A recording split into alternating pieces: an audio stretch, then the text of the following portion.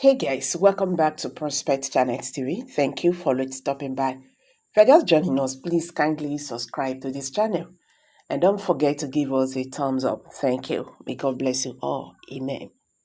Nigerian's media space is awash with reports on three eminent personalities who, at different fora, lamented the worsened economy and security situation in the country. In their opinion, the ruling political class should see why it is imperative to act expeditiously to arrest the perceptible decline before it becomes too late. General Theophilus Yakubu Danjuma, Gen.Abdulsalami Abubakar, and His Eminence John Cardinal Onaiyekan recently at separate fora addressed key issues words that are at the core of country's current crisis. We record that Danjuma, a Civil War hero, was a general officer commanding GOC and rose to serve and retire as Chief of Army Staff. He was also, under President Olusegun Obasanjo, a Minister of Defense.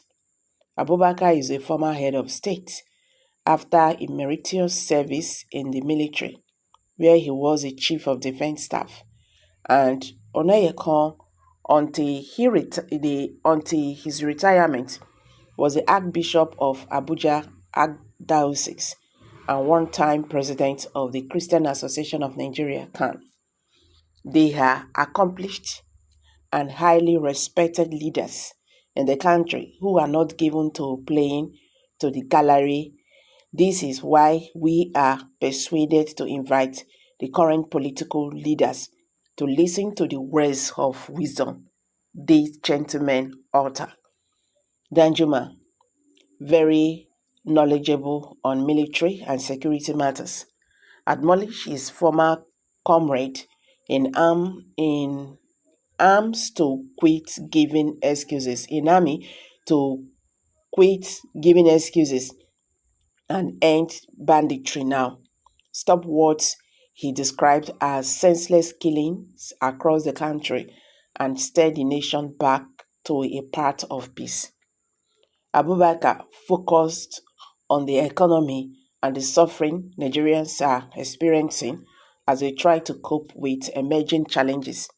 He stressed that the hardship in the country was getting out of control and that the distribution of palliatives was not the way out. So he believes sustainable action is urgently needed to end people's suffering. Cardinal Onaiyekan was expectedly pungent in his remarks at the sidelines of Maria Consent in Abuja. He called for a total policy review to minimize the country's economic hardship, calling attention to the disparity between the lifestyles of political leaders and the people. He said, "You cannot tell someone to be patient with poverty while we see the people who are supposed to address our poverty live flamboyantly. The words of our leaders are the words of wisdom." Is an aphorism that is relevant to the circumstances in which these three leaders are expressing their concerns. It should ring an alarm bell in the ears of the authorities to whom they were addressed. Regularly, reports of impunity of terrorists, some choose to call bandits, loom so large on the horizon as if to suggest that the nation is lawless and unprotected. These criminals in some instances take the battle to the security forces, inflicting damages that leave Nigerians baffled and helpless. This is despite huge budgets that go as security votes and other expenses incurred in the fight against insecurity across the country. Danjuma has warns an insider knows, which is why he wants the security force to demonstrate acceptable seriousness in the war against terror. Nigerians want to live in peace without constantly looking over their shoulders in fear and trembling. As a newspaper, we add our voice to that of the Genera and insist that the killings by bandits, kidnappers, and other criminal elements cannot be allowed to go on as if the security agencies are always on leave. Why the insecurity in the country is so disturbing is that it is at the root of food insecurity.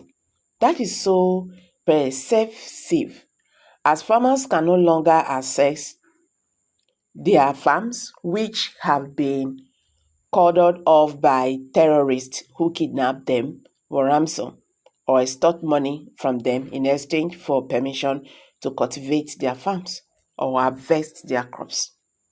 When insecurity, hunger, and poverty are added to political leaders, decorum policies, Abubakar and Onaiyekan's warning, we began to have the kind of impact any leader should respond to. The insensitivity of the political leaders becomes even so glaring, with reactions from Nigerians who are daily taxed for unimaginable products and services with take-home income remaining static, and the value of the naira in their pockets almost worthless.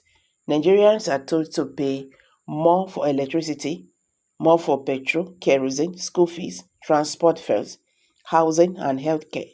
There is a new one they call financial crime tax. All these put a heavy burden on the far-bent common man in the street who labor almost slavishly to put food on the table for their families. Amid this hardship, the leaders indulge in condemnable corruptions while they argue over a living wage for the workers. They assign themselves immoral salaries and allowances, even more dissenting in their predilection to silent dissent. We are, however, urging the political leaders to listen to the cries of the people who are at present living a life of fear and poverty, barely existing even more urgently. They should pay attention to the voice of maturity by the appeals of generals Danjuma, Abubakar, and Cardinal or Onaiyekan. It is in our collective interest for the political class to stop ponder and, and do what is right for the people and the country. So guys, how na see this matter big? Make we hear from you. Kindly drop your comments below the comment section. Please don't forget to give us a thumbs up. Share this video, let it go viral. Let Nigerians understand what is happening today in the Nigerian political landscape. Thank you and bye for now.